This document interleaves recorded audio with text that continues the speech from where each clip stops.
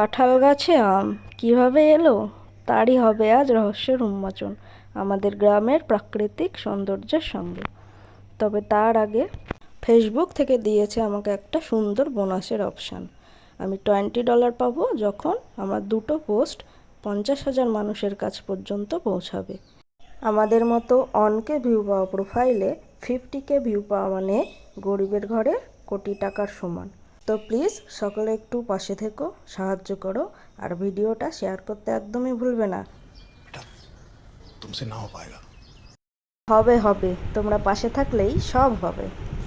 তো আজকে হঠাৎই মনে হলো অনেক দিন আমাদের স্পেশাল লঙ্কা গুঁড়ো, লবণ ও কিছু মশলা দিয়ে বানানো মশলা দিয়ে আমটা খাওয়া হয়নি। তো যেই ভাবনা সেই কাজ, চলে গেলাম আম বাগানের উদ্দেশ্যে, বেরিয়ে পড়লাম। আর দেখো কত সুন্দর লাগছে দৃশ্যটা।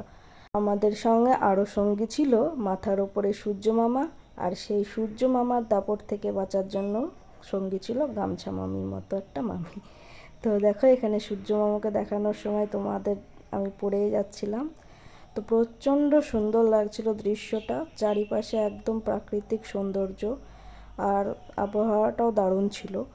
তো এখানে আমরা একটা ভুল রাস্তায় ঢুকে গিয়েছিলাম, তো আবার ব্যাক করে রামবাবুর আম বাগানে যাওয়ার কথা ছিল, চলে গেলাম শ্যামবাবুর আম বাগানে রাস্তা ভুল করে।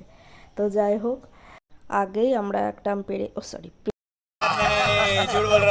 না না সত্যিই পেয়েছিলাম, আর সেটাই খেতে খেতে চলেছিলাম পথ ধরে। আর ওই যে আম বাগান দেখা যাচ্ছে, এই সূর্য মামুর মাঝে এই গামছা মামিকে সঙ্গী করেই আমরা হাঁটতে হাঁটতে যাচ্ছিলাম আম বাগানের উদ্দেশ্যে। তো জাস্ট ভিউটা দেখো, একদম সবুজে পরিপূর্ণ একটা ভিউ। আর এই রৌদ্রোজ্জ্বল মেঘে अबे जल्दी बोल, कल सुबह पनवेल निकलना है। মেঘে ঢাকা একটা পরিবেশ, তো সুন্দর লাগছিল। আর এই যে আম বাগানে আমরা পৌঁছে গিয়েছি। এখানে দেখো কত আম গাছে, কিন্তু নিচে একটাও আম নেই। আমরা আম কুড়োতে গিয়ে একটা আমও পাচ্ছি না। আর এখানে দেখো একটা পাকা আম কিভাবে নষ্ট হয়ে পড়ে আছে। তো যাই হোক, অনেক খোঁজাখুঁজির পরে এই বাগানে আম না পেয়ে আবার চলে গেলাম সামনের আরেকটি বাগানে। এখানেও তো আম দেখতে পাচ্ছি না, সব গাছে আম। আগের দিন ঝড় হয়েছিল, কিন্তু একটা আমও পড়ে দেখতে পাচ্ছি না। আর এই যে এই কাঁঠাল গাছটা, তো এটা সম্পর্কে আমি পরে বলছি। তো যাই হোক, দেখো অনেকই কাঁঠাল ধরেছে এই গাছটাতেও। তো এবার এই বাগানে এসেও গাছে দেখো কত আম, আর যে আমটা খাচ্ছিলাম ওটা দেখো আমার হাতে ছিল।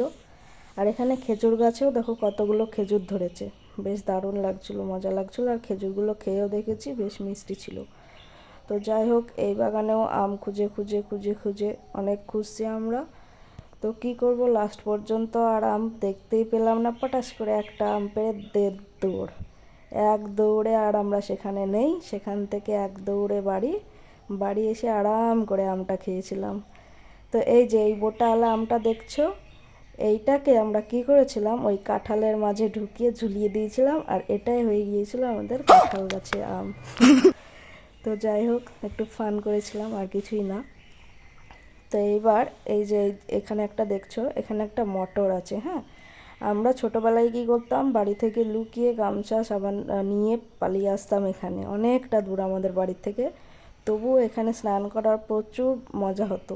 এখন তো এটা বন্ধ হয়ে প্রায় মনে হয় বন্ধের দিকে। তো ছোটোবেলায় পালিয়ে আসতাম বাড়ি থেকে, সেই সমস্ত স্মৃতিগুলো এটা দেখেই মনে পড়ে গেল। তো এরপরে আমরা বাড়ির উদ্দেশ্যে রওনা দিলাম। আর কাকু, একটা আমি কিন্তু পেরেছি, ভিডিওটা দেখলে তুমি আবার কিছু বলো না যেন, ঠিক আছে? তো যাই হোক, চলো আজকের ভিডিওটা এই পর্যন্তই, আবার দেখা হচ্ছে পরের কোনো ভিডিওতে।